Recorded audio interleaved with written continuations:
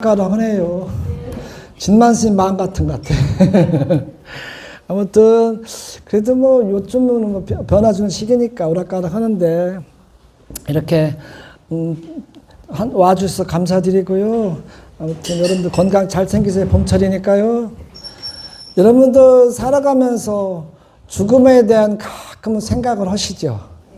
그리고 나이 많아서 자식들한테 고생시키고 또 세상을 오래 살까 막 걱정하는 사람도 계시고 때로는 아파서 나 오래 못 살까 뭐 걱정하는 분도 계시고 여러 인연법이 다 틀릴 거예요.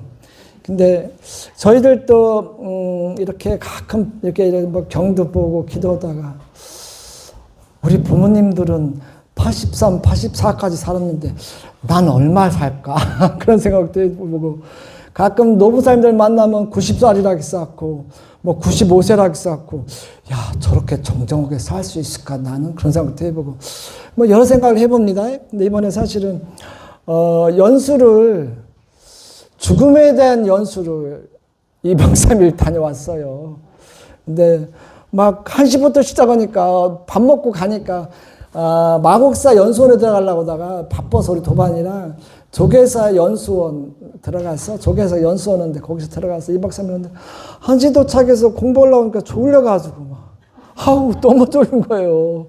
그래가지고 졸다 듣다 했는데 우리 사람들이 세포 조직이 그 20만에서 40만 조 경에 뭐 조 아니면 경에 해당하는 그 세포를 가지고 있답니다. 그러니까 한번 뭐 20에서 40만 정도 조 아니면 경이 되겠죠. 경은 많을까 조 정도 되겠죠. 그래서 1초에 한 380만 개가 없어지고 살아나고 또 근데 하루는 3,300억 개가 세포가 죽었다 다시 살아난답니다. 그래서 우리의 세포가 완전히 다른 사람으로 바뀔 때는 세포가 완전히 다른 거로 바뀔 때는 1년 걸린다 그렇게 말씀하시거든요. 학자들이. 그런데 사실은 그게 세포가 바뀌면서 얼굴까지 바뀌면 어떨까? 그럼 세상이 뒤집어지겠죠. 그렇죠. 아니 계속 바뀌니까 또 그렇게 바뀌면 적응해 나가려나요? 그 세포까지 얼굴이 바뀌어가지고 아니 영식이 엄마가 또 순자 엄마로 바뀌면 어떡해? 그때는 어떡하죠? 아무튼 방법이 있겠지만 다행히도 얼굴은 안 바뀌니까 누구 뭐 잘난 사람은 세포가 이렇게 1년 안에 바뀌어가지고 못난 사람 바뀌면은 좀 억울할 거고 뭐 여러 가지 있겠지만 다행히도 외모는 안 바뀌어요. 안에 세포는 1년이면 다 바뀝니다. 그렇죠? 세포가 바뀌면서 아픈 곳은 안 바뀌는 것 같아. 그죠? 그 업의 영향 같아요. 아무튼 그렇고요. 여러분들한테 궁금한 게 있어요. 하나가 뭐냐면 부처님은 살생을 합니까? 안 합니까? 안 한다고 생각하죠? 근데 잡아암경에서 초기부경에서 부처님도 살생을 한다고 얘기를 해요. 이 살생 얘기가 우리가 살생하는 얘기가 아니에요. 그래서 한 번은 제자분들이 어느 제자가 와서 누구한테 들었는지 부처님한테 들었는지 저기 도반들끼리 수행하는 사람끼리 상의를 한 거예요.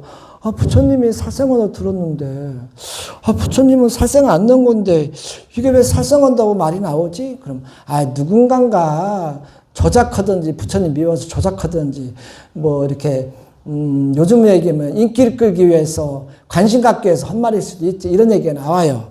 나오다가, 근데 사실은 경전에서 보면 자감경에서 부처님도 살생한다고 나와요. 요게 중요해요. 실제 우리가 살생하는 살생이 아니에요. 그거 말씀드릴게요. 얘기 말씀드리려고 내가 한번 질문 던진 거예요. 질문 던졌는데 저도 의아했어요. 보면서 부처님이 이렇게 살생한다고?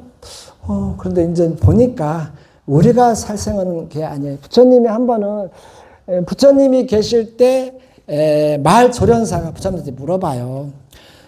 말조련사가 보는 세상은 너무 뒤죽박죽한 거예요. 신구의 3억에서 탐욕과 욕심과 질투와 막 그렇게 살아가는 거에서 양떼로 말조련사 부처님한테 양떼같이 너무 정신없고 시끄럽습니다. 부처님께서는 어떻게 일반 중생들을 제도하고 제접하고 이렇게 수행하면서 살아갑니까? 질문을 해요.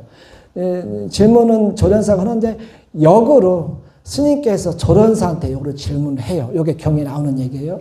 그런데 그러면 부처님께서 말 조련사한테 그러면 말을 어떻게 조련하냐 그러니까 말이 세 가지로 말 조련사가 인간이 세 가지로 얘기해요. 하나는 부드럽게 말을 조련하고 하나는 완전히 거칠게 조련하고 하나는 거칠게도 부드럽게 조련한다 이렇게 나와요. 세 종류 세 가지로 얘기해요. 우리가 일상으로 써먹는 거잖아요. 만약에 우리 자식이 마음에 안 들어도 어떤 때는 부드럽게 했다가 어떤 때는 말 안 듣는 거칠게 했다가 아니면 거칠게도 하고 부드럽게 해보잖아요. 똑같아요. 똑같은데 그러면서 그렇게 하면서 그럼 거칠게도 해보고 아니 부드럽게도 해보고 거칠게도 해서 또 부드럽게 거칠게 또 세 종류를 해서 안 되실 땐 그럼 안 되는 말은 어떻게 하냐 그럼 이런 말을 해요. 죽여버립니다. 왜 죽여?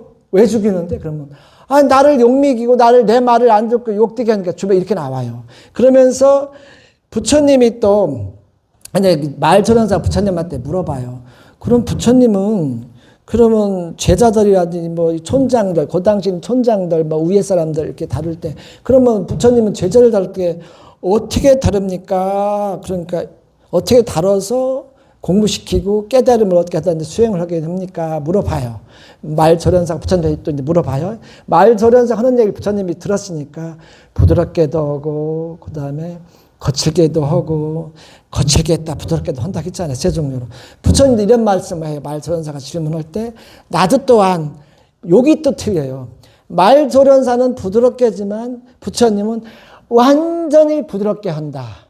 또 완전히 들어가요. 퍼펙트하게 영어로 제가 봤는지 모르지만 완전히 거칠게도 한다. 그 다음에 완전히 부드럽게 하지만 완전히 또 거칠게도 이렇게 세 종류로 똑같이 대답해요. 그러면서 또 뭐라고 하느냐. 부처님께서 이제 그러면 말조련사가 그러면 세 가지로 중생들을 제도하고 이렇게 했는데 말을 안 들었을 때 어떻게 합니까? 말조련사가 물어봐요. 그럴 때는 나도 또한 죽인다 이렇게 나와요. 놀랄 얘기잖아요. 근데 죽인다 하는데 그러면서 이런 얘기를 하는 거예요. 부드럽게 신구의 삼업을 행하면 선과가 열리지만 부드럽지 않게 거칠게 중생들이 신구의 삼업을 행하면 그게 나중에 업에 대해서 안 좋은 열매를 맺는다. 이렇게 말씀을 해요. 그러면서 부처님께 이렇게 얘기해요. 구체적으로 읽어볼게요. 몸으로 짓는 착한 행위요. 이것은 몸으로 지은 착한 행위의 과보이다. 이것은 입과 마음으로 짓는 착한 행위요. 이것은 입과 마음으로 지은 착한 행위의 과보이다. 이것을 천신이라 이름하고 이것을 사람이라 이름한다. 이것을 좋은 곳 선처에 화생하는 것이라고 이름하고 이것을 열반이라고 이름하는 것, 이것을 부드러운 것이라고 말한다. 이렇게 얘기해요.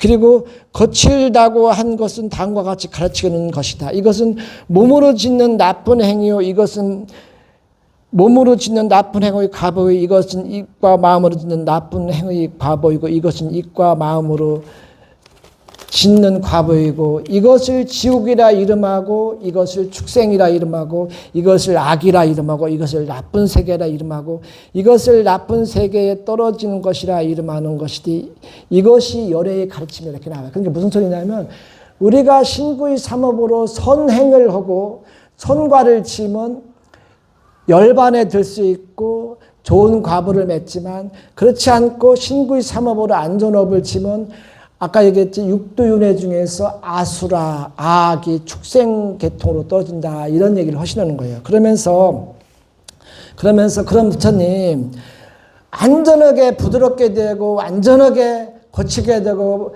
완전하게 부드럽게도 하고 완전하게 완전하게 거칠게도 가르치고 다룰 때 앉을 때 죽인다 하면서 어떻게 죽이냐면 이게 중요해요. 우리가 얘기는 살생이 아니에요. 틀려요. 어떻게 하냐면 이렇게 오냐면 중생을 사람을 길들여도 부드럽게 길들이고 거칠게 길들이고 거칠게 했다 부드럽게 해서 중생을 다룬다 표현지만 아무튼 가르쳐도 안 될 때는 관심도 안 두고, 이게 중요해요. 관심도 안 두고, 법 얘기를 하지도 않고, 그 다음에 법으로서 말도 않고, 그 다음에 지나가도 관심을 안 두는 거예요. 관심을 안 두고, 어떠한 얘기를 안 넣는 거예요. 그러면 이 사람이 너무 힘들 거 아닙니까? 요게 바로 관심도 안 두고, 법으로서 부처님께서 깨달은 부처님께서 가르치지도 않고, 또 관심도 안 두는 게, 그게 바로 살생이다. 이렇게 얘기하는 거예요. 우리가 살생을 하는 게. 근데 요게 또 중요해요.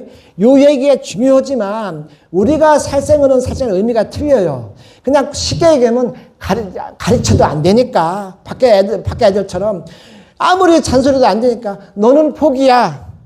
넌 내가 깨달음을 얻고 내가 그래도 나름대로 어느 정도 내가 완전한 깨달음을 얻고 내가 너를 다룰 수 있지만 내가 얘기한 그동안에 부드럽게 해도 거칠게 얘기해도 뭔 얘기해도 개선이 안 되니까 너는 포기야.